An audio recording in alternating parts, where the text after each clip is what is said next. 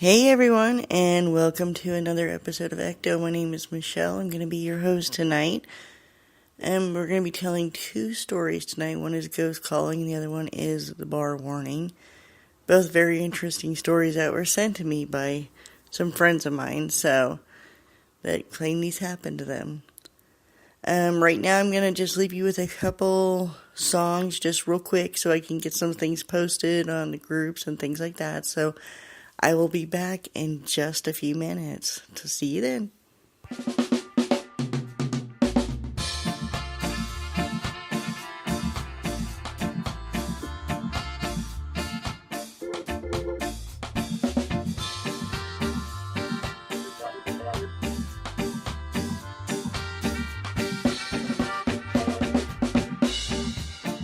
Trying to find a little piece of heaven, and I stole a kiss, my sacred wish. Oh, my wandering eye, so high, ghostly fading over light.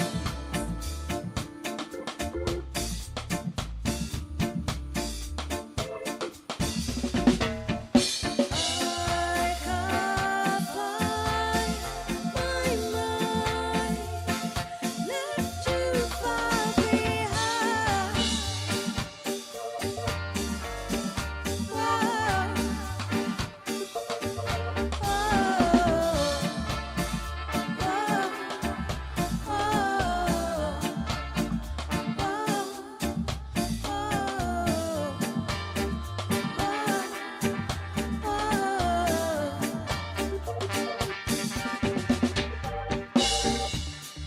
Flowering eyes melt into the river, out of reach, no company, no speech.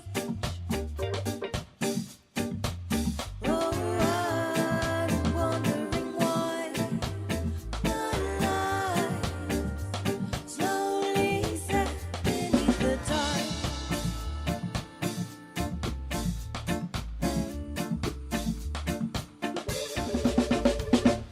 I can't find my mind, left you far behind.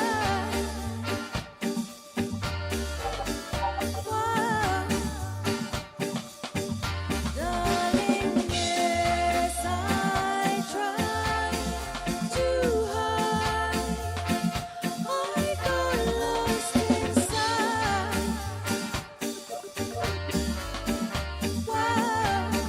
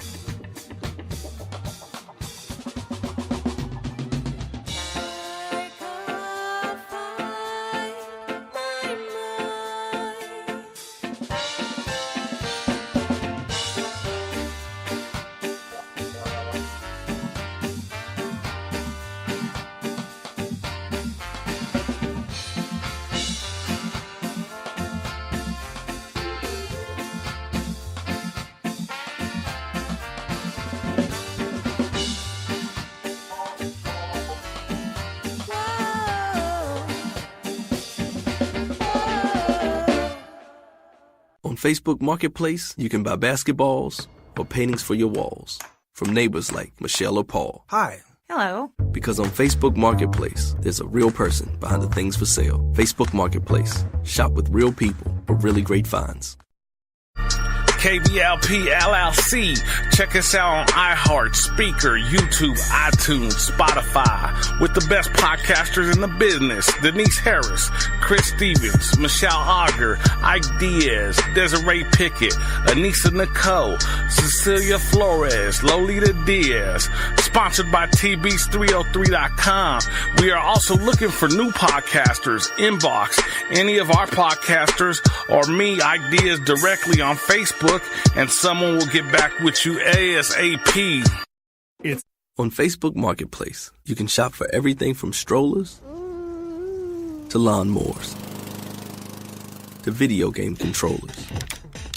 You can buy a briefcase from Faith, sell a basketball to Paul, or buy a record player from a neighbor named Taylor. See, there's a face in a book, and a market in a place where we can search and connect face to face. Facebook Marketplace. Buy and sell together. Okay, and welcome back.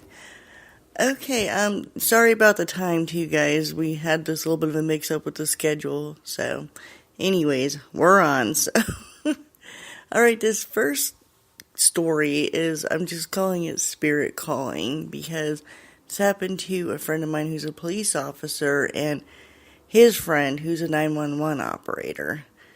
And this happened, he said, about 5 years ago. This was kind of when they first started doing like the whole location with the phones and stuff like that on the cell phones, you know, when they were still kind of perfecting it. And apparently his friend who's the 911 operator, she had gotten this call. And it was a child, which they say that is like their worst nightmare when, you know, it just, everything goes into high gear when it's a child. It was a child on the phone, and she said, "Can you help me? I'm stuck." It was a little girl. Said, "Can you help me? I'm stuck in this house and I can't get out." And, you know, of course, the 911 operators already got, a few cops on alert. And she said, "Well, what house, honey? Where are you?" And they're trying to get this location. They're trying to pinpoint it. And she's like, "I don't know. I'm stuck in the boards." And, you know, so this conversation goes on. So they finally get a lockdown on location. So, of course, these cops just go rushing there. I mean, just crazy, you know. And she's still talking, and the 911 operator, you know, tells her, "Honey, you know, tell me, you know, how are you? How are you feeling? Is there anybody around you?" And she's like, "No, it's just me, and I'm stuck in the floor." And the lady kept, you know, talking to her and kept talking, but the little girl just kept, you know, hold on, I'm reading this paper here. Oh, she kept being aloof on where she was. Like, she just, you know, she didn't know exactly the house. She just kept saying she was in the floor. So these cops are en route, and like I said, when it's these operators, they go into just high gear. The police, everybody, when it's, you know, for anybody, but when there's a child involved, they are just like, you know, flying like mad dogs over there. So they get over there, and there's cops everywhere, and they go into this house, and it's an old abandoned house. And they go in, and they don't see anything at first. They're looking everywhere. They're looking, and she said, "Honey, the cops are there. Can you see them?" The little girl did not say me. She goes, "They need to save her." She goes, "What do you mean, her? Honey, where are you?" And the phone just goes dead. Nothing. And so the cops are going around, and they get into the back, and they see a girl, but this is a teenage girl, climbing over the fence to try to get into the house. So they, of course, go over there, and they're questioning her, like, "Where's this little girl?" You know, and this teenager is like, you know, giving them attitude. "What the hell are you talking about? There's no girl. What are you saying?" You know. So they get her over, and they bring her into the house, and they're like, "You need to tell us where you put this girl," and all this other stuff. Well, meanwhile, while the girl is being questioned by the cops, the 911 operator calls the police officer back and says that she can hear their conversation, that the call came back through, and the little girl said she's safe now. And then she started hearing their conversation. And So of course everybody's confused and, wondering what the hell is going on. So the cops again, they put her into a squad car and they search the house. They're searching everywhere. They're searching all over this abandoned house. There's nobody in there. There's nothing. They can't find anything. So again, the 911 operator gets a call back and said, I told you, she's safe now. It's okay. So now they're thinking this is a big old prank, So the cop's telling her, get a location on this phone. I want to know. She's like, it's there. The phone is there. So the cops are freaking out. Well, all of a sudden, one of the female cops who had searched the teenage girl had gotten the phone from her, and the phone was going crazy. And when the lady opens the thing and she tells the girl, open this now. So the teenager, of course, is arguing with the cop, saying, no, I'm not doing anything for you, just being a jerk. So the cop basically said, please, just do it. So she opened it. When she did, it was the 911 operator on the other end. It was coming from her phone, so these calls were being made from her phone, but it wasn't her making them. And for a long time, the cop and the 911 operator couldn't figure out what in the hell happened. They had no idea. Well, the 911 operator, his friend, had apparently gone to see somebody, like a psychic or something, and had kind of filled her in and said that she had been in contact with a spirit. And she's like, what are you talking about? She's like, you spoke to a spirit. And of course she's like, yeah, whatever. So she starts doing some research. Well, she was a pretty new operator, and the cop was, had been on, my friend, he's been there for a few years. But in this house, the reason it's abandoned is a little girl had fallen through the floor in this house. Her family had lived there. She had fallen through the floor because there was termites or something in the house, and she fell through and she died. She broke her neck. Well, the family left the house, lock, stock, barrel, never sold it, nothing, just let it rot. And what they're thinking is this little girl used her cell phone, like electronic device, which, many say that these can go through, that the electronics can help spirits go through, that she used it to call for the girl so that way she didn't get hurt. This teenager was just trespassing on a dare, is the story they got out of her. Was just trespassing on a dare. The dare was she was supposed to climb over the fence, go into the house, and bring something out with her to prove she was in there, and her friends were waiting off in the woods, which of course they had never came forward because there's cops there, So what he's thinking too is that this little girl saved this teenager's life because she knew she was going to get hurt going into the house.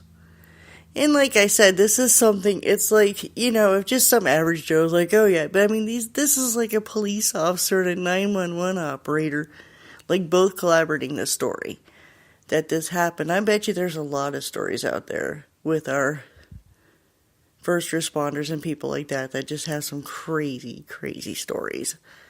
But yeah, I just, I was absolutely amazed. I mean, just amazed. Hey, Rocket. Hey, Denise. Yeah, it's just it's insane. So to think that this little girl had somehow or another gotten a hold of 911 to save this teenager's life that, was kind of acting like a jerk, but still, it's just unbelievable to me. Makes you wonder how many other stories are out there with police officers, firemen, ambulance drivers. I would love to hear it. If any of you have any good stories or any kind of ghost story that you want to tell me, even UFOs, anything, let me know. I will be happy to read it on the air. I won't use your name.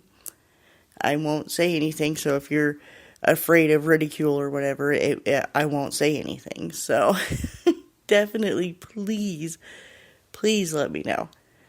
So, what would you do out there? What would you do if you had received a call like that, and it was a little girl, and it was distinctively a little girl saying she was in the floor, that she needed help, and you get there and it's a teenager there? Would you believe her? Would you believe that she was just there to trespass, or do you think that she was there, doing some kind of foul play? Me personally, I probably would have raked her over the coals till I found out who this little girl was, but it's so weird. They said that they had the cell phone and it was right there, and when they answered it, it went to the 911 operator. So it's just so strange, so strange. But yeah, I just thought I would share that. I probably didn't do the story justice, but he kind of sent it to me a little patchy. But I thought that was just insane. Just absolutely insane. Yes, Denise, I absolutely agree. Denise said in the chat here, I bet there are a lot of stories out there. Oh, I'm sure there are. I'm sure there are. I have so many just working in the medical field. That's just, insane. I couldn't even imagine. Okay, speaking of, before I take a quick break here, something happened the other night. It's kind of creepy, actually. I was over on the other side helping this girl with a patient, a heavier patient. And our supervisor had come down and she was over on my side. And apparently one of the patients rang or whatever. She went in to help her out, see what she was doing. And all of a sudden she heard my voice. She swears it was me talking outside the room. And she said when she got out there, I wasn't there. And she went to the other side and said, were you just over there? I said, no, I told you I had to come over here and help out. That's why I called you down to watch my unit. So yeah, apparently there is a ghost or something out there that likes to mimic me. So she swears it was me. But this isn't the first time. There's another lady, the one I actually went to go help, who the other night swore I was behind her and I said, hey. And at the exact same time on my unit, I heard a chair move and hit a table.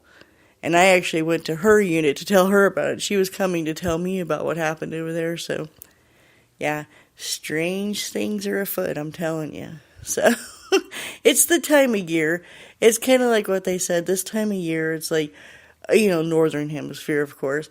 The leaves are dying. There's stuff in the air. I mean, there's got to be some kind of weird energy. And people swear that towards the end of October, like the veil lifts. So, it's very possible that it's thinning right now. So, crazy stuff.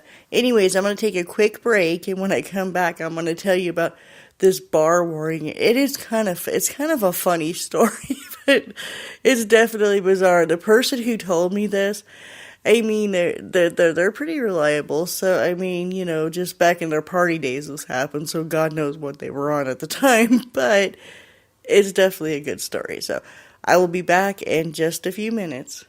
At the going down of the sun and at the morning dawn, I think of your hands like those of broken ghosts. When as I close my eyes, strangers that disguise that feeling not for long that I thought was nearly gone, but it soon came back. It soon came back. It soon came back somehow.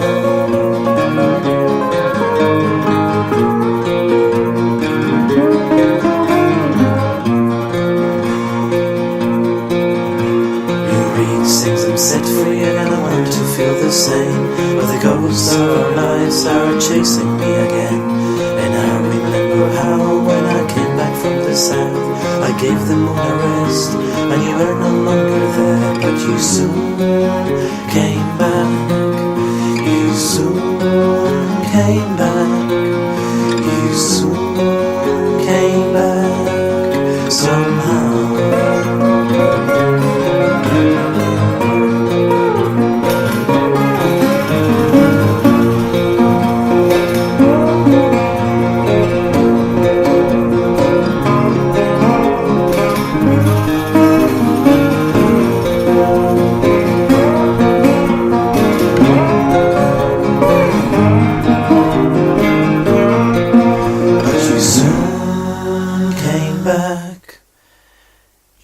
soon came back. You soon came back. Somehow.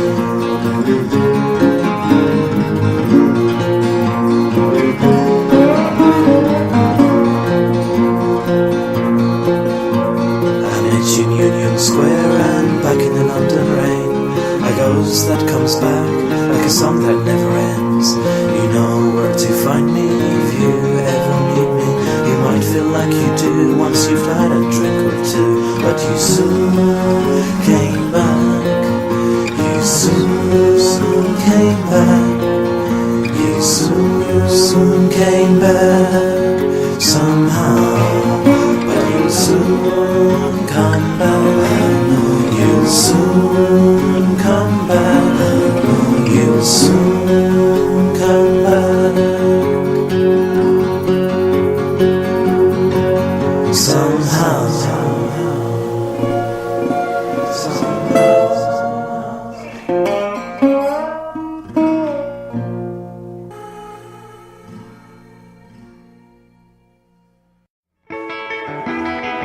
When you see a ghost, it's not like you. Even after try that good. Then I say I'm not about it, 'cause I choose to be happiness. The God is what I choose to be. The permanent is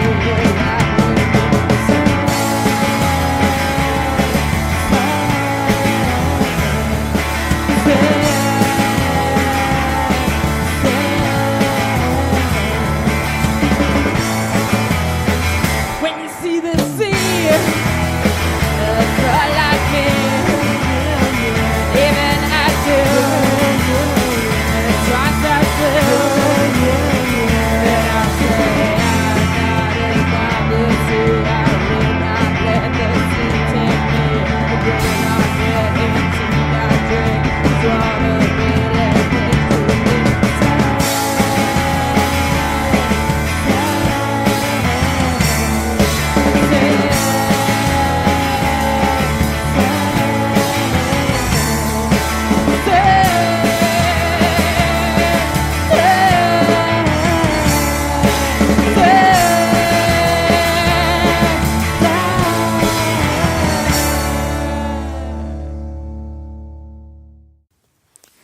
Okay, I'm back. Oh my god.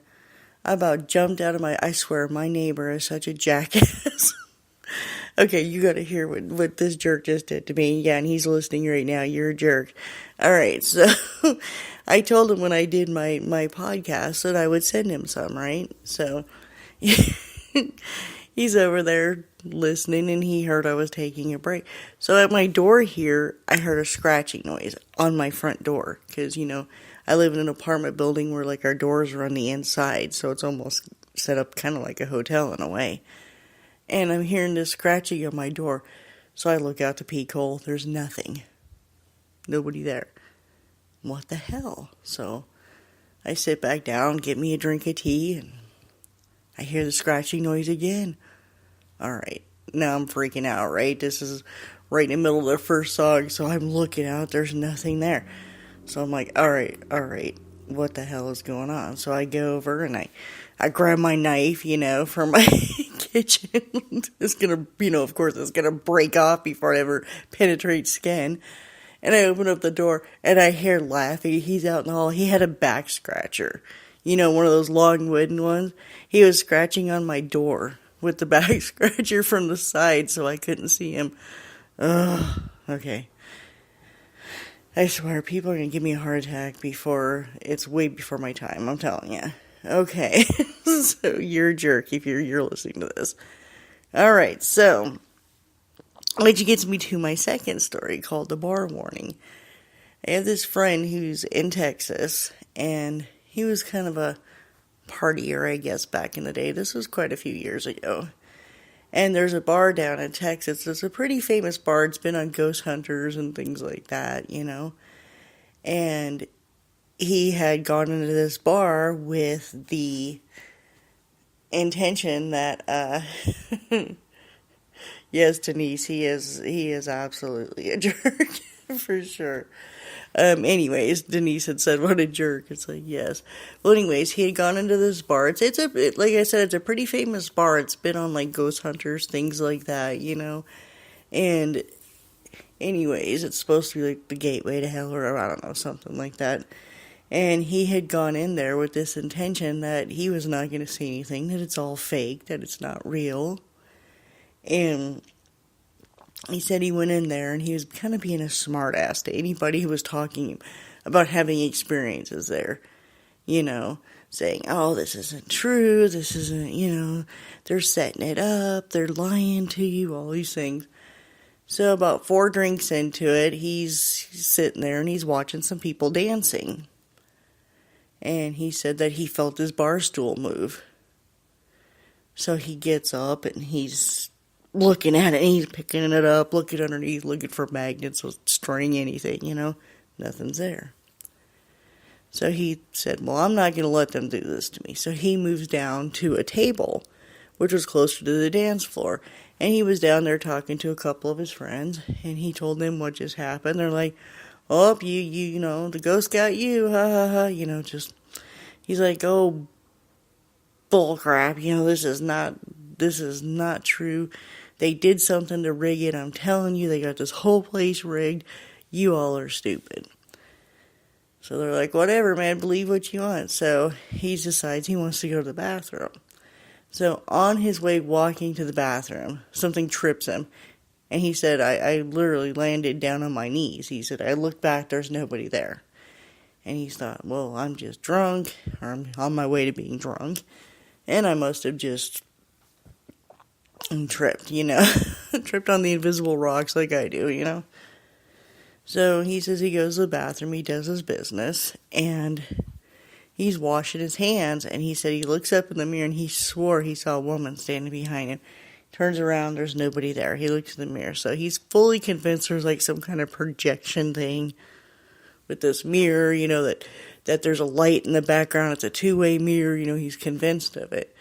So then he's looking and he's trying to figure it out. He's putting his eye up to the mirror, and I guess people are walking in the bathroom thinking like he's just insane. So he figures out it's not a two-way mirror, that it's just a mirror, and he must be drunk. That's the conclusion he came to, that he was just drunk. So as he's walking out of the bathroom now, he feels something like kick him in the behind. Well, kicks him in the behind. He says, it literally felt like somebody kicked me with their boot, right? Well, I can't say exactly what he said, but it was called behind. Yeah.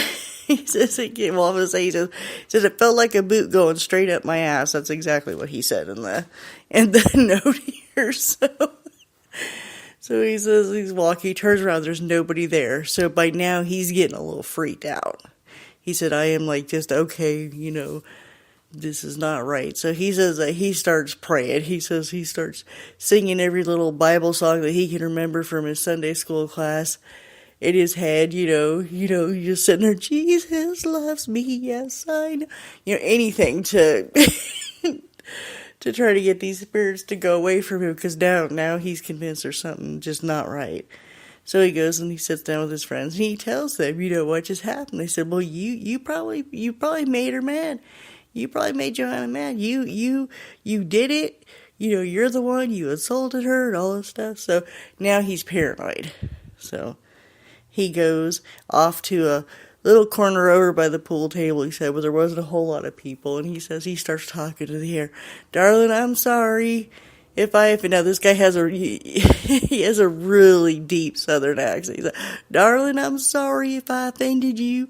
I'm so sorry. Please don't take it out of me no more, please. So, I'm trying to channel his voice, because that's pretty much what he sounds like. So he says after a while, he goes and he sits down. He says nothing happened for a little while, but he says that he wanted to leave, but he was too scared to leave alone. So he sat there for a little bit, and he ordered a couple more shots, because by now his nerves are just shot, just beyond anything, just gone. And him and his friends are sitting there, and he says, yep, he said, just like a dadgum woman. He said, I apologize to her. She ain't gonna mess with me no more. Just gotta stroke their hair a little bit, and they'll just leave you on alone. So he says this is what he tells his friends. So pretty soon, he's sitting there, and his chair goes backwards. He literally just flew out of his chair, kind of tumbled around a little bit. Said the people at the next table were just extremely pissed because he spilled their beer, which, in a bar, if that happens, that's like, you're gone. So the bouncer comes over and asks him, what is wrong with you? And he said, I didn't do it. Johanna did it. Johanna did it. I didn't do it. Y'all know you got this ghost here. And when there's warnings, if you've ever been in this bar, there's actually warnings. And when you go into this bar that you may experience, And he didn't believe it. So, of course, he's asked to leave because by this time he's just a wreck. But he can't drive. They won't let him because they told him he's too drunk. So I told him that he had to wait for the cab to come get him. So he's outside by himself, outside this haunted bar that supposedly has some kind of gateway to hell. And he's outside after he done embarrassed himself and everything else. So he's out there waiting for this cab. So he swears he sees a woman standing there staring at him. So he tries to run back inside. And they're like, sir, you cannot be in here. You need to stay outside and wait for your cab. He's like, you don't understand. That woman's out there. That woman's out. So finally the bouncer goes outside with him and stands there with him until his cab. He swears when the cab got there and he drove away, he could see a woman like right in the parking lot staring at him. Like I said, he's a pretty stand-up guy. I mean, he's not going to make up stories, but that was back in his party days, so God knows what he actually saw or what actually happened. And just the way he told it to me is just hilarious. Then I told him to write some of it down, and he sent it to me, and I was just dying reading it. I had tears coming out of my eyes because he's like this, right now he's just this big burly guy. He just got this real deep accent, this real deep southern accent. So yeah, I could just see him too in the corner. Please, darling, please. I swear I didn't mean to offend you, John. I swear. So anyways, that was his experience at that bar. A lot of people have gone there. They've had the ghost hunters there. There's so many that's been there. And supposedly it's a bar down there. I can't even remember the name of the bar. I think it's Johanna's actually or something like that. Well, supposedly this girl had gotten killed there who was in love with another guy or something and was pregnant. I don't know the whole story because I didn't really pay that much attention when I was watching. I was more waiting for that guy Zach, with the video game hair, like to go, what's that? Who's that? But because you can't help but laugh at that show. So I don't know. I don't know what to believe as far as that goes. I've never actually been in this place. I've seen the warning signs on it. I've seen pictures. I've driven by it, but I've never actually. So, I mean, do you think that a place could be haunted for that long? I mean, for the same ghost and then people like making money off it, that they would hang around and actually make appearances? I don't know. But anyways, I just wanted to give you like a lighter story this week because it seems like all the other weeks were like the heavy stories because that seems to be what people remember the most, but I just thought that was hilarious. So anyways, we're not going to be doing the encounters tonight because Miss Denise Harris is down with her mom and everything. So I didn't know about that till just a little while ago. Denise is like, I didn't mean it. No. Or maybe you told me and I just forgot because you know me, I get so tired during the week, but she's usually the one that knows all the schedules. I don't even know it anymore. I know tonight Mr. Ike Diaz is coming on. Ike Diaz. Ike Dog. He's going to be going on with the jam tonight. So definitely tune in for that. And if you have any stories you want to tell me that I will read them on the air the best of my ability that you tell me. Go to KBLP LLC on Facebook. You can leave us messages, anything for me, Michelle Auger, you can do that. Visit us there. And also, we are on YouTube, by the way. KBLP LLC 4 on YouTube. So, definitely go there and check it out. Oh, Denise, it's fine. I'm just giving you crap. Yeah, Act Dog. Act Dog's gonna be on later. So definitely go to those sites, check it out. Denise and I both have horror groups. There's this True Horror Junkies, and mine is Horror Three Ring Circus, which it's really Adriana Jacks's group right now. She's running everything, but she's doing an awesome job over there. I go there when I can, post when I can. But yeah, go check out these horror groups. They're really good. There's also the Art of Darkness. We've got, all kinds of things going on here at KBLP LLC. There's so many shows, new shows. Go and check it out. Scroll down, click on the episode list. You will see a ton of them, and also shows. You can look at the old shows, look at the new shows. So check it out. Go there, and you all have a good night. Have a happy Saturday. Be safe. Don't drink and drive. Have fun, but not too much fun. So I will talk to you all next week, and hopefully I'm working on getting one of my friends to tell her story right now. She has lived in a haunted house for over 9 years, and I am trying to get her to spit it all out for me, like when this started, how long it's been there, how did she know it's still haunted, all that stuff. So I'm trying to work on that. So hopefully I'll have that story next week. So not next year, next week. So anyways, I will talk to you all later. You all have a great night. Bye.